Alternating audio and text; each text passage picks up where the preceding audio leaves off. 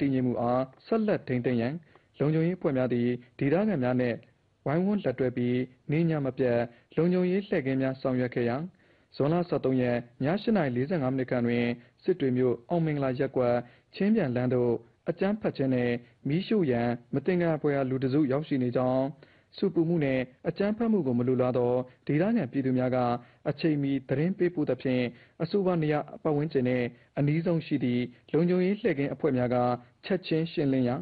အကြမ်းဖက်ရန်နှင့်မီးရှို့ရန်ရည်ရွယ်လှုပ်ရှားသည့်အကြမ်းဖက်သမားအင်အား35ဦးခန့်မှလူစုခွဲထွက်ပြေးသွားခဲ့ကြပါသည်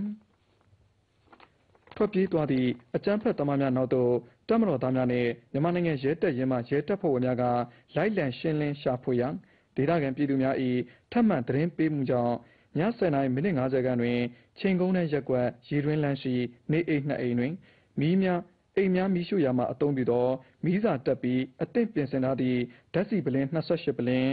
ပုလင်းအလွတ်34ပုလင်းဓားလှံ18လက်တို့နှင့်အတူစူပူအကြမ်းဖက်သူ29ဦးအားဖမ်းဆီးရမိခဲ့ပြီးသက်ဆိုင်ရာနယ်မြေရဲစခန်းသို့လွှဲပြောင်းပေးခဲ့ကြောင်းသတင်းရရှိပါရခင်ဗျာ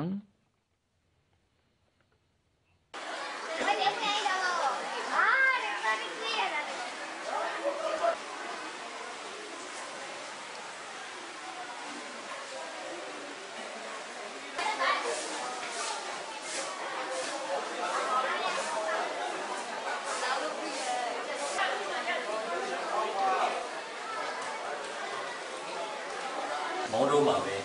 ပြဆိုဆောင်းတာစစ်တွေမှာတော့ကျွန်တော်တို့လည်းကြားဒီဒုက္ခတွေ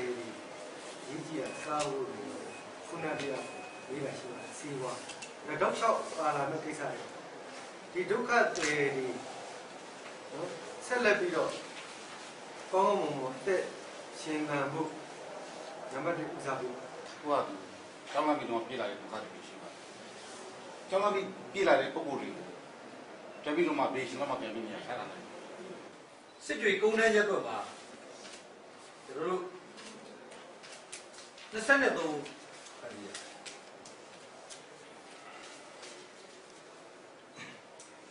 ာက်ထပ်ဘီရှို့ဖို့အတွက်တက်လာလို့လူမျိုးတပ်ဖွဲ့တွေကဝိုင်းဝန်းဖမ်းဆီးတဲ့အတွက်6ဦးထပ်ပြီးကျွန်တော်အားလုံး29ဦးရှိပါ